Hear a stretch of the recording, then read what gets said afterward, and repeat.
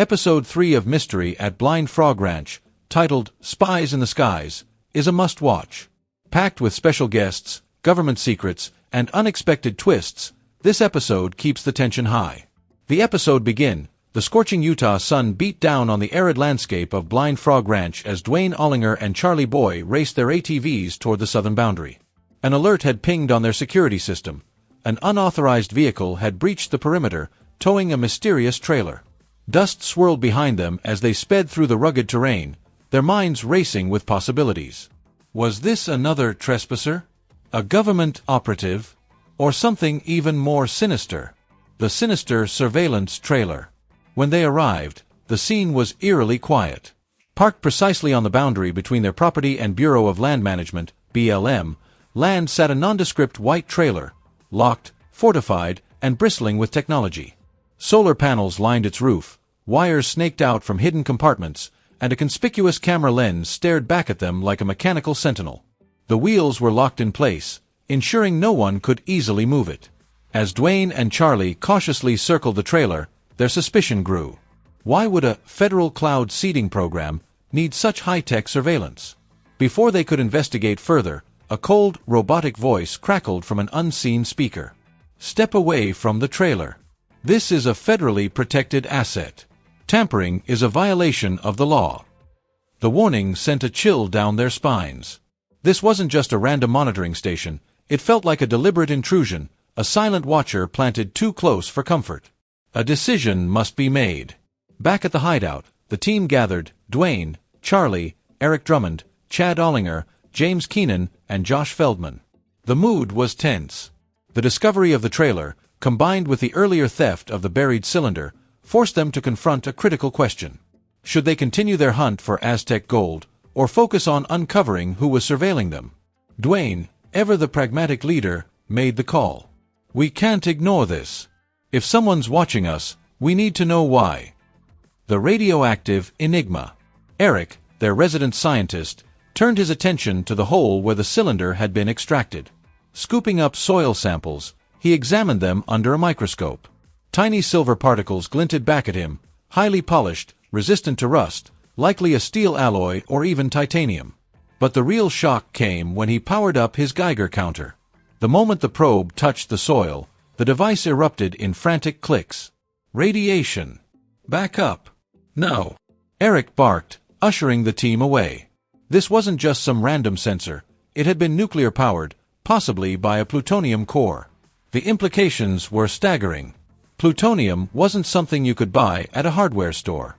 This pointed to military or government involvement. Enter the experts. Ryan Skinner, a researcher with nearly 2 decades of experience investigating covert programs in the Uinta Basin, arrived at the ranch. After reviewing footage of the cylinder theft, his expression darkened. "I've seen this before," he said. "Black SUVs, no plates, guys in tactical gear. This isn't just some random trespassing, it's a pattern." Ryan introduced them to Dr. Jim Segala, a physicist specializing in exotic energy detection.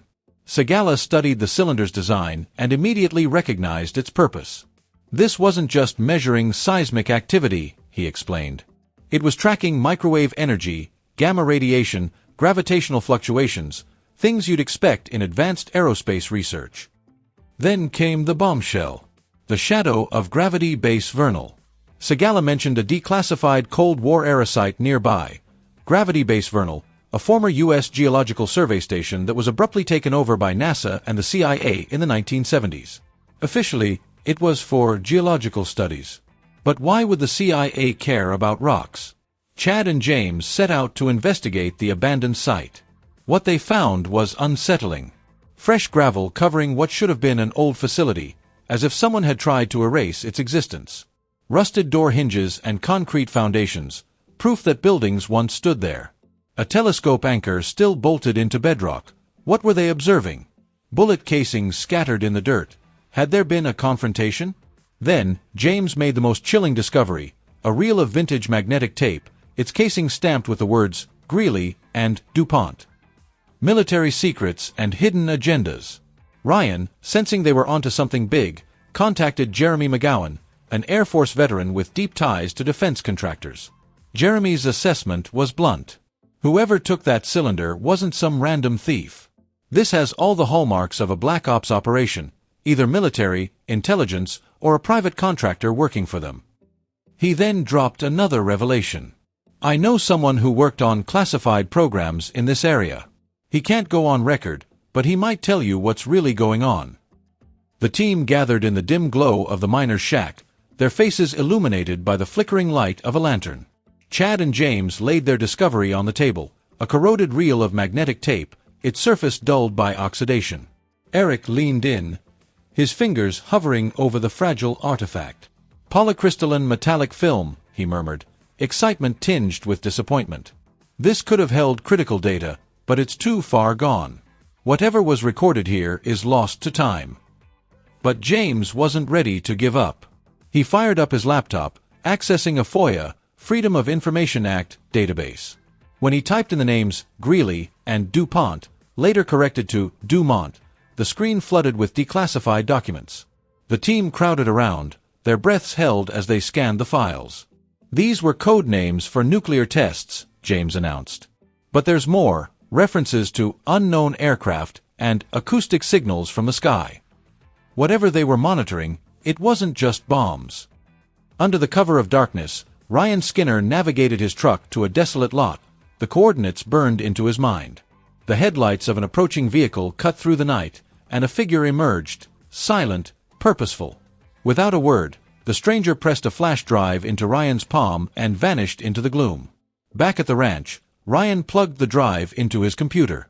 The screen flickered to life, revealing a chilling document. BASS, Bigelow Aerospace Advanced Space Sciences, Shipping Manifest. Subject, UASP test run at the ranch. Dates, January 14th to 29th. This isn't just similar to our cylinder, it's identical, Ryan said, his voice low. Bigelow was running tests here. But why? The implications were staggering. Bigelow Aerospace, the same company that once owned Skinwalker Ranch, had been conducting undisclosed experiments, possibly involving unidentified aerial phenomena, UAPs. And now, their equipment was turning up on Blind Frog Ranch. The scientist returns. Dr. Jim Segala arrived under a sky thick with stars, his custom-built sensor cylinder in tow. If we want answers, we need to replicate the original experiment, he declared. The team trekked to the site where the mysterious cylinder had been buried. Segala's device, a sleek, modern counterpart, was carefully lowered into the earth.